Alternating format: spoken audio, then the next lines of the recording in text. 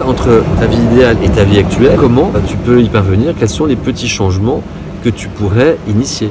On a été coupé de toutes nos connexions, les plantes médicinales, comment les peuples indigènes, les peuples premiers ont réussi à avoir toutes ces connaissances. Ils sont connectés avec les plantes, avec la nature, et ils reçoivent des informations. Et on ne peut pas respecter la nature dans les mêmes conditions qu'actuellement, avec des tracteurs partout, des voitures partout et des pesticides. C'est pas possible. Donc ça implique de se poser les vraies questions entre mes besoins et les besoins créés par la publicité. Où est-ce que je me situe? Passage. Et c'est important aussi de savoir ce que tu as envie de mettre dans ta vie. Quels sont tes besoins? Quelles sont tes envies? Tes réels besoins? Est-ce que ta vie actuelle, dans laquelle tu crois peut-être être libre, mais qui très probablement ne te satisfait pas, en fait, est-ce qu'elle correspond vraiment à tes besoins? Alors je t'invite déjà à analyser ta vie idéale, ce serait quoi? Et après, regarder entre ta vie idéale et ta vie actuelle, comment tu peux y parvenir, quels sont les petits changements que tu pourrais initier. Donc ça implique, on l'a vu, de sortir de sa zone de confort, de se passer d'un certain confort, mais donc je t'invite à regarder dans ta vie tout ce que tu considères comme du confort et ce qu'on te vend comme du progrès, de la modernité, est-ce que ça l'est vraiment? Et je terminerai par cette petite anecdote. J'ai eu l'occasion d'aller en Afrique, notamment au Sénégal et au Burkina Faso. J'y ai été vraiment en toute humilité, loin d'un esprit que je n'ai jamais compris d'ailleurs, néocolonialiste ou esclavagiste, ou qui dit que les petits noirs ne savent rien faire, qui vivent pas comme nous, qui sont lents, qui sont feignants, et j'en passe.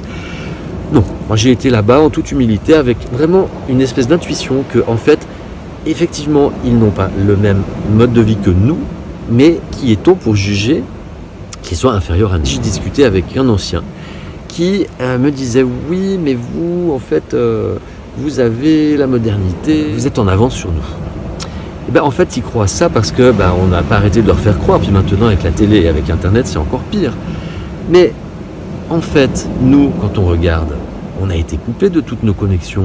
Les plantes médicinales, comment les peuples indigènes, les peuples premiers ont réussi à avoir toutes ces connaissances.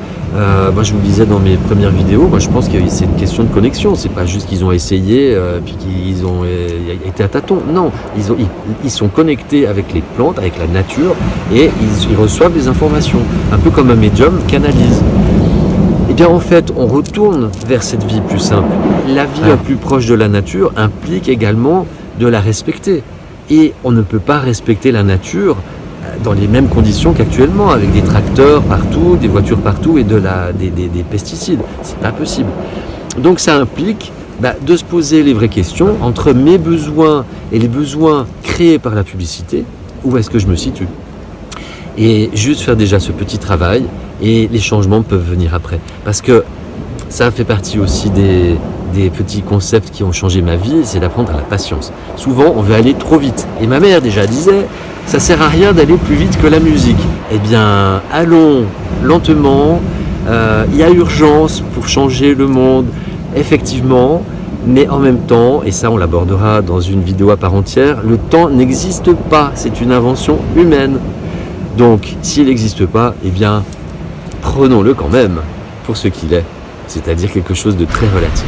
Je vous remercie d'avoir suivi cette vidéo. Je vous suggère de vous abonner à la chaîne, cliquer sur la petite cloche et de partager autour de vous. N'hésitez pas à me faire des retours également, c'est très important d'avoir des retours. En tout cas, merci pour votre attention, prenez soin de vous, je vous aime. Les petits passages.